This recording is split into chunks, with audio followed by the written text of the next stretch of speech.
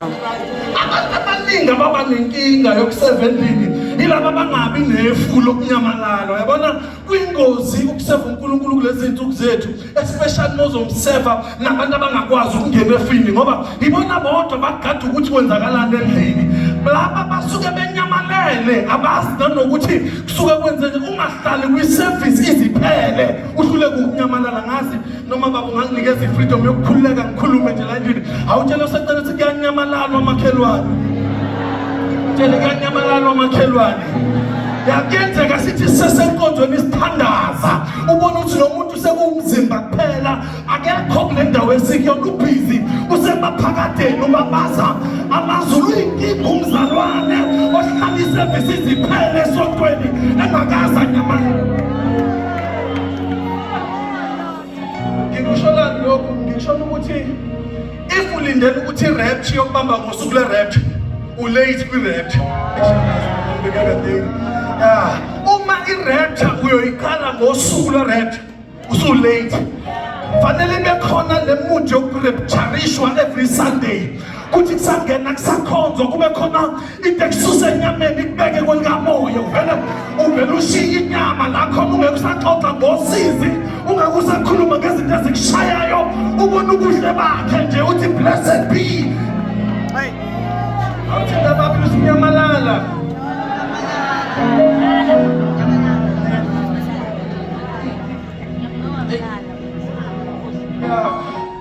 Nyamalala. Funda ukunyamalala kwelikamoya. Ungashawa izona zonke izinto umuntu othandazayo. Akube khona izinto ezithi ziyakubamba zikufika usunyamalele. Ake kuthi abathakatha ebusuku bayafika bafika umzimba wodwa umoya usemaphakadeni. uPaul noSila bake banyamalala besejele. Abantu abababukayo bayithi bababambe enyameni kakade beshiya imizimba basemaphakadeni bakabongwe ungaboni.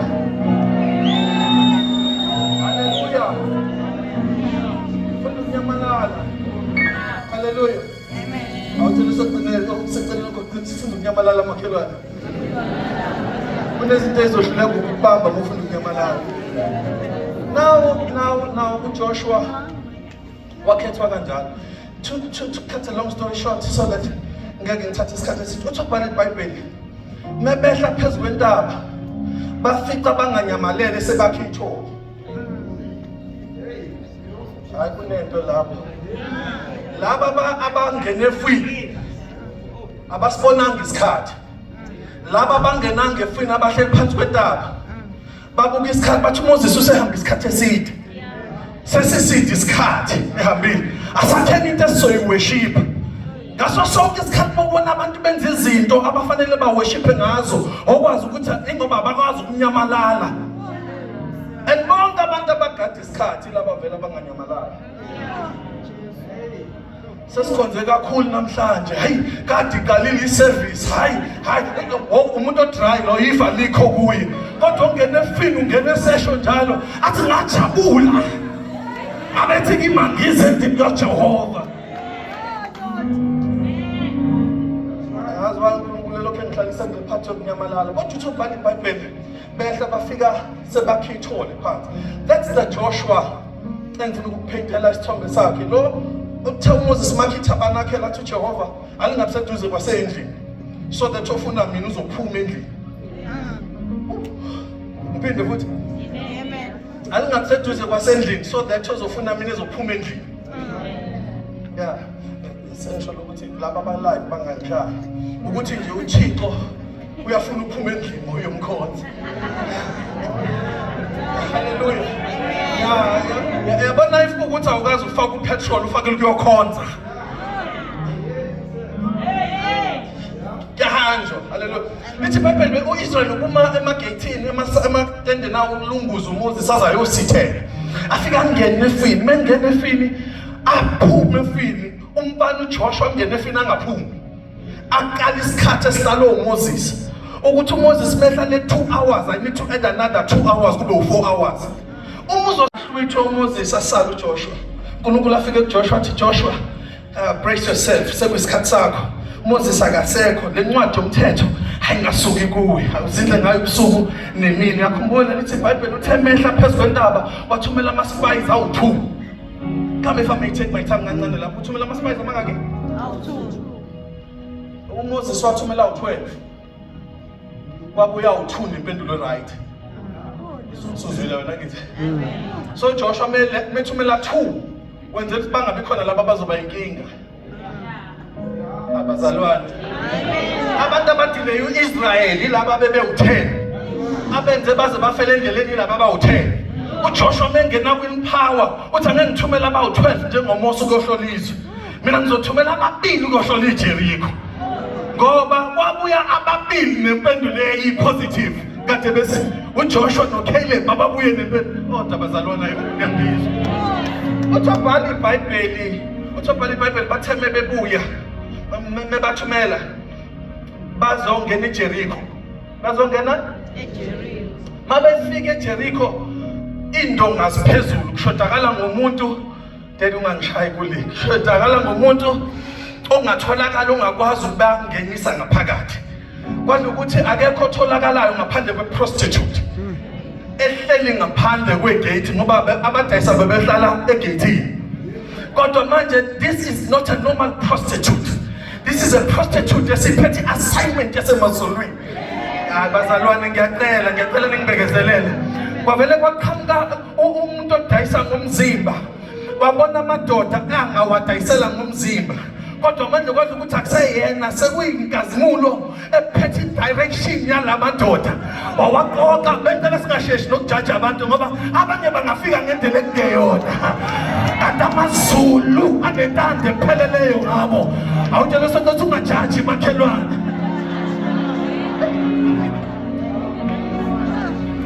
Yabathatha intombazane esingenani ababukayo bathi nangeyodayisela amadoda angaziwe. Kodwa owaphezulu uthi well done because bazoyithola le assignment abeze ngayo. Wabafaka kuyigumbi eliphezulu. I wish bekukhona isikhashanyana wabafaka kuyigumbi eliphezulu. Ngayibuza as a Bible reader ukuthi i-prostitute enjani negumbi eliphezulu.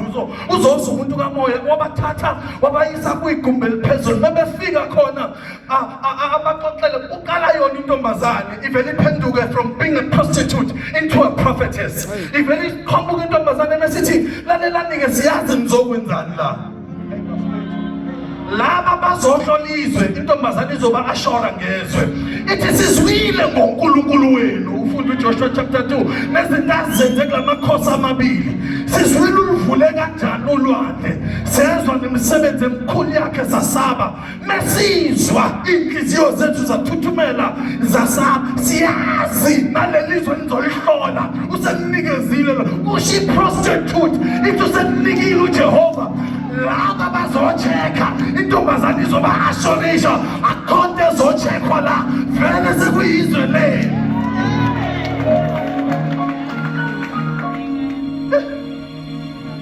Uthobhala iBhayibheli mase bebuyele emumva, cutting the long story short, ibahlise ngewindi intombazane mase babambe ngentambo misiyamemeza ithi ngakhohlwa uma senibuye nizodla lo mhlaba ningakhohlwa kusho i-prostitute ibehlisa ngewindi.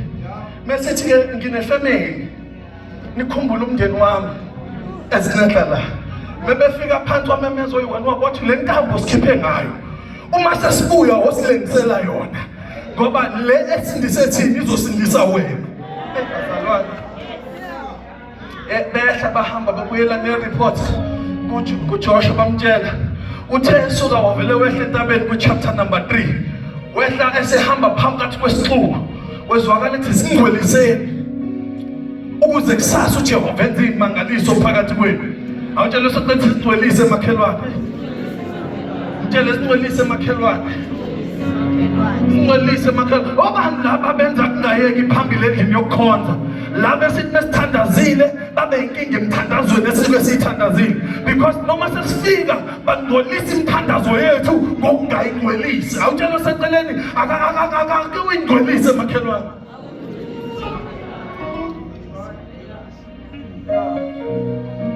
Uthembeqedwe wayesethi ngozani lana ke madoda. Bese othi uma nubona umphongolo naba uphethe abonwa bawuphethe wona ungaboniwe. Enye into esilimazayo emabandleni amanje ukuthi sibona kakhulu abantu ngaphezulu kwalomphongolo efanele siubone kuwo. Uthi manje ubona anosukuma izwake futhi niwulandele hayi nibalandele. So into elandelwayo lo umphongolo. Oh bafowethu ngiyanicela just 2 minutes nje sike sidlule kule ndaba yomphongolo. Into elandelwayo umphongolo. Tshela senceleni umphongolo makhelwane. Awukhumbuli yini ukuthi umphongolo yiwo wabulalisa uUriya ngelinye ilanga? Uthobhala iBhayibheli wangena endlini kaDavid, uDavid wamphuzisa wamdlisa nokudla, wathi hamba ke olala nonkosikazi wakho kwakho. Wathi uUriya ngikwazi ukuya lapha ngoba umphongolo kaNkulunkulu awukho eJerusalema, nanke emasangweni ngizoya kanjani ukuyolala kanti umphongolo awukho? Angikwazi ukulala umphongolo. Ayona ilento yamemeza kulena uSamuel phansi wafika qalaza wangabona umuntu wayitshela ukuthi uEli kanti kukhuluma lo mphongolo. Iwo ke lo mphongolo akufena ubone unyakaza. Bese nina niuphethe nifike nitulise inyawo. Bazothi bebeqhamuka bafice sethuleka amanzi. I'm going to say this out of my I hope it's going to sound okay. This is one of izinto eziletha ubunzima endlini kaJehova. Ukubona abaphethe umphongolo bevulela amanzi abantu sizwe sika-Israyeli. Uwela uIsrayeli uzobe phesheya besele emanzini lapha abavulile. Did you get it? Ngiphinde futhi. Into ebuhlungu endlini kaJehova ukubona laba abavula amanzi besele emanzini. Bawele laba bakhohle ukuqalaza emuva. Ezinye izinto ezishaya inqeku zikaNkulunkulu ukuthi izona ezivule ukuthi kube nendlela. Kodwa laba bawela indlela abaselfish ngakhona bese bephesheya. Bayakhohlwa ukuthi kunabasemanzini ngiyaqala ngazuthi baba singamphatha kahle. Ngoba kunezinto ekugezona zakhe ezethu. Kunezinto ezishaya yena kanti bengafuni yena beyifuna thina. Uma vula amanzi asowela size sibe phesheya simshiye phakathi. Thikela intambo akeze naye. Hallelujah. So chapter number 3 bawele 4 uthi bekana manje isikhumbuzo 5 circumcision seGilgal 6 bangena eJericho ziyawindonga maqeda ukuwindonga uyasukuma uJoshua sithandazeni bazalwane uyasukuma uJoshua uthi ungiphe nje ama strings my brother sengiyasuka uJoshua mesukuma uthini uthi ngiyathandaza ngishisa iqalekiso njengoba uNkulunkulu esesiphila breakthrough ozokalinge athi uvusa lento ingane yakhe yokuqala iyofa neyokugcina yakhe iyovelife. Awukhumbulini kuthathwa lapha eBeneza umphongolo kaJehova uyofakwa endlini kaDagoni ukuthi uthe ususa endlini kaDagoni uthobhala iBhayibheli ebusuku wawa uDagoni wanqamuka ikhanda kodwa ekuseni kwakhona abamxhumayo. Angazi bazalwane na kwiprayer kunjalo sike kuke kube nezinto esiyinqobayo kodwa sithi sesilele ebusuku kube khona abayixhumayo. Wafakaza ngento kodwa moyo ingcwele ufuna ukusenza wafakaza ngento othi bese uqeda ukufakaza ngayo uthi uyavuka ngakusasa ikuvala umlomo usakwazi ukuzofakaza ngayo ngoba lento obuyithe usuyinqobile nansi siphakamisiwe futhi. Bathi ufuna ngivumela Shumayela utshela sethi uDagoni uzowa usazophinda futhi awe. He shall fall again. Abamxhume abareverse izinto engiyithandazelela bayireverse kodwa uDagoni usazophinda awe uthinte babe ufonga mama ukuthi usazowa. Lento ebuyisa le poverty bese ngiyinqobile isazowa. Lento ethatha injabulo yami isazowa. Lento edla imali zami isazowa. Lento ethatha ukuthula kwami isazowa. Awuthinta ababili uthi isazowa. Izowe ebusuku, izowe emini, izowe ntambama. Ungizungezile ngemuva nangaphambili. Wayesebenzisa isandla sakhe phezu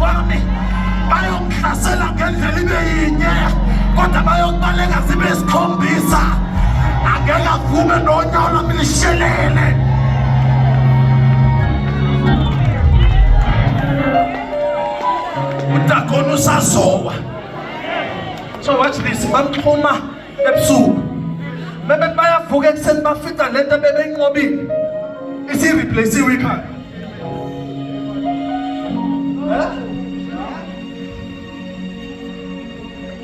Hey. Mina nginezinto engiyithandazelile. Ngiyazi ukuthi i-victory phezu kwami. Kodwa manje ngiyavuka ngakusasa ngivuka leyana. Ayithawukhumbula ebusuku uJesu ehlwa etshela abafundi bakhe bathi sitshalile. Yini manje sekunokhulu. Uthi uJesu bephendula sithasilele. Isitha savuka satshala naso. Hallelujah. The God shall fall again. Beka ke bamxhuma waphinda futhi kwahlwa kutheme kuhlwa. Ithi iBhayibheli waphinda futhi washayeka phansi. Thema shayeka phansi waphuma ikhanda nezandla. Obhala iBhayibheli uthi bathe bayangena ekuseni bavele bambona ukuthi this is not normal. Izolo besibuyisela ikhanda. Namhlanje sesibuyisela ikhanda nezandla. Engathi angasho njalo enze njalo uJehova kubantu abamelene nempumelelo yakho, abahamba amathuna nabahamba bathakathi nababopha izinto nabagqiba izinto enhlabathini kuzoqhuma amabhodlela namhlanje. This is the beginning of the revival. uNkulunkulu uzohlehlisa izinto abantu abakhuluma kabi nabantu abathandayo ukuvimba indlela bazoba phansi. Ozofusa lezinto. Akavela. Angimkhothe ngala uJoshua bese ngiyabuya ngiyavala. Animkhumbulile uJoshua ukuthi ngelinye ilanga wake wafika amadoda aseGibeyoni, la Gibeonite. Nefika nomsabuye. Afika amkhohlisa phethe izinto ezindala. Necathulo egugile. Newayini elibolile. Athi thina omakhelwane bakhe njalo bathi thina sisuka kude njengoba sina when they present lama elements kuye basho ukuthini basho ukuthi ubude bendlela jwayele ukuproduce into enje. I hope khona uyibambile. Benginge nje yenziwe ubude ngoba uma indlela iyinde kubola izinto. Uma kukuthi asifiki la siyakhona uthi benza ke uvumelwano lecovenant bobabili obhala iBhayibheli uthi basebebuyele emuva bathola uJoshua baqamba amanga lapho. Kwazi ukuthi I'm going to say this. Kwazi ukuthi njengoba beqamba amanga uThixo akanendaba ukuthi kuqanjwe amanga, unendaba necovenant. Angiphinde futhi uThixo akanendaba ukuthi baze ngezinto abazomkhohlisa. Unendaba namazwi asebewakhulumile ukuthi bakwicovenant. Ingakho mina ezumthundu ngiyakuthanda ukusho ukuthi awukho umshado wrong. Unga-wrong indlela yokungena. Kodwa mesuvawile phema phakathi seku-right. Because into ayibonarisha uThixo icovenant more than the systems that brought you into covenant. I hope ningizwile. Amen. Kodwa bhala iBhayibheli base behlaselwa yimpi amaGibeyonite. Behlaselwa yimpi sengiyasuka. Behlaselwa yimpi kodwa bhala iBhayibheli bathe besalwa babona ukuthi ngathi bayahlulwa. Babhala incwadi fast bayithumela kuJoshua. Angithi uJoshua sebenokuthula naye. Bambe lento, that's a picture of something ngifuna uyibamba. Banokuthula noJoshua kuleya covenant abayenze ngobugebengu. Uma sebesempini babhalela lo nokuthula naye. Alokhu nizwile. Awubazi ukuba umzalwane ushawe izinto kanti nokuthula naye. Bese unamthumelela incwadi yezimpi zakho.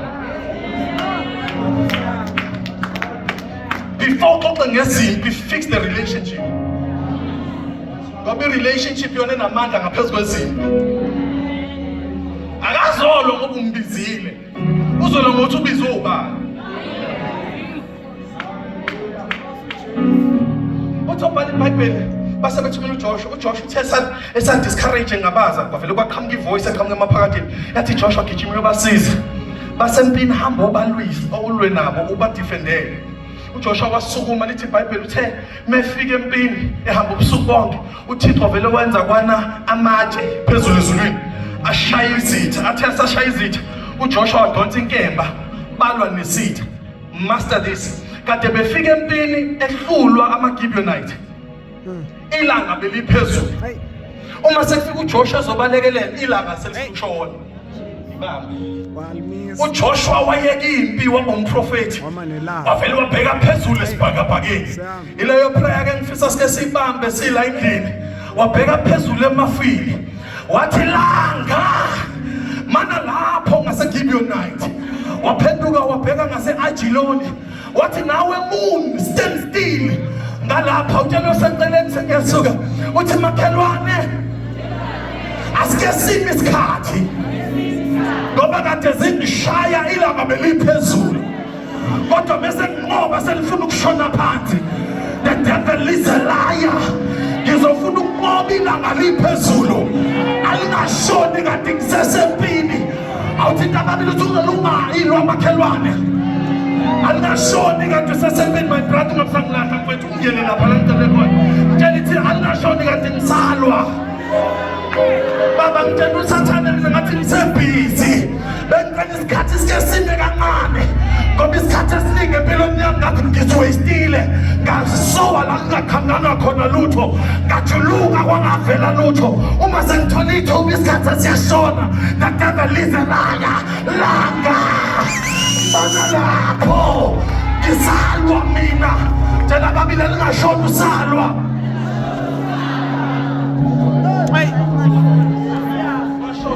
Jesus. The reason why I'm saying that ukuthi kunezinto esizilwayo iphenyazo ukuthi sidale ngezimpi zabazali bethu.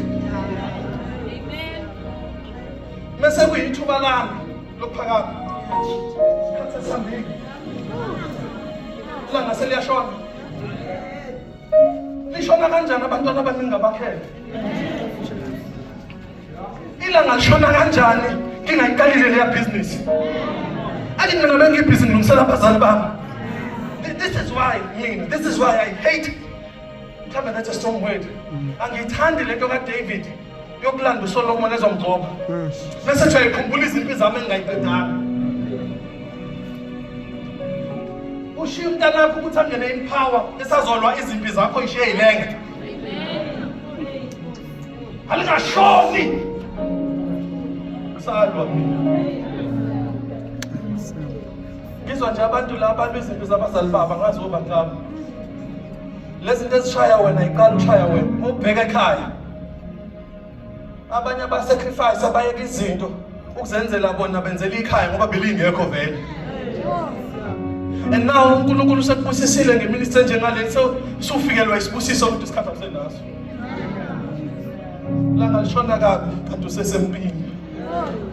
Ngiyathandaza ngathi ama generational curses nezinto esavele sayibona sezikhona. Nezinto esingazazi sayithathayo ebezenza kube nzima kubazali bethu azingaweli phezukwethu. Akekho umntana wami engizomshiya nesidalekiso. Akho umntana wami engizomshiya nepoverty ngoba ngibhizi ngiyalwa. uNkulunkulu akamisa isikhathi ngisebhizi ngiyalwa.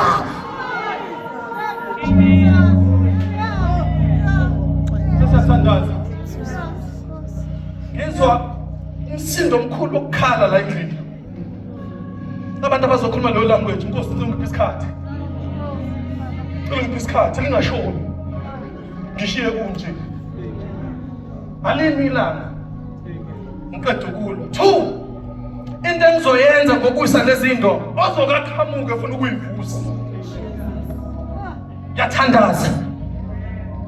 Ingane yakhe yokuqala akayivuse ngazo amasango yokugcina. Give me Joshua, give me Hosea 9. Ivale ngayo. This is what I wanted us to pray about. Uthi uNkulunkulu akasiphi ithuba bafowethu. Sebenza siyovakasha. Nama holidays esingawathathanga thina. Ngoba besibhizi sisempini. Hallelujah. So isikhathi asisime kancane. ozoqalekisa ozofuna ukurevesa lemithandazo yakho. Ngoba kunalento ekhaya, angiyazi noma ukhondolo ngazibiza ngani.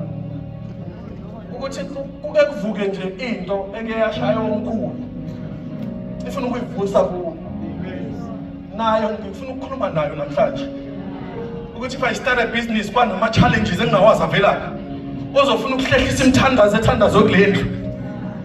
Aka sacrifice ngengane yakhe yokuqala. Bese phakamisa ngeyokugcina yakhe. Ngiphela Joshua bese ngidlala pha Joshua 9 Hosea chapter 9 when she. Amen. Amen. Yes, please give me 14. It's 14. Oh Lord, what should I request for your people? I will ask for wombs that don't give birth and breasts that give no milk. Thank you. Verse 14. Banike Jehovah, banike Jehovah, uyakuninikani, banike isisu esiphuphumayo namabele omileyo. Amen. This might sound like a hard prayer, but this is the prayer ngifuna sibe nayo. Ukuthi yonke into ekhulelwa against me namhlanje discourage. Uthi banike Jehova isisu esiphuphumayo. Laba basibambela izinto basonga, bahamba bayogaba, bahamba bayofunga, bahlaba bachitha igazi ngamagama ethu. Banike Jehova yakubanikane. Banike isisu esiphuphumayo. Zonke izinto abayibamba kugogo nabayibamba kumama nabayibamba kodade bethu nabafowethu ayiphuphume namhlanje. Asivele ithole discourage. Uma ihlulekile usethi ke uma usubanikeze namabele omile. Uma isindile kwi-miscarriage zazaleka angeke akwazi ukuyinqelisa uSathane, angeke akwazi ukuyikhulisa uSathane, angeke akwazi ukuyiphakamisa uSathane ngoba akanayo into yokuyinqelisa. That's my prayer. Uthi sofika ukugcina ke mfethu sengiyasoka khona ngizo-invite ubaba to come and pray for us. But kunomuntu oyifanele nami la endlini. What I'm tired ukuthola ama-victory eyi-1 ngaso sonke isikhathi. Ngithandazela into eyi-1 nje. Ngikhansela i-poverty. Kube u2 weeks, kube u2 months ngiyi-right. Angiyazi kuyiqhamuke kubi lento. Hey, thank you. Ubani ukhumbula the woman with an issue of blood? Angithi iBhayibheli lithi wabamba umphetho woma kuye nala kuqhamuka khona. Lithi iBhayibheli she became well and the fountain is paid. Sala ephume khona le. The fountain. Mufuna uvala amanzi ala ekhaya. Muwavala empompini awavalile.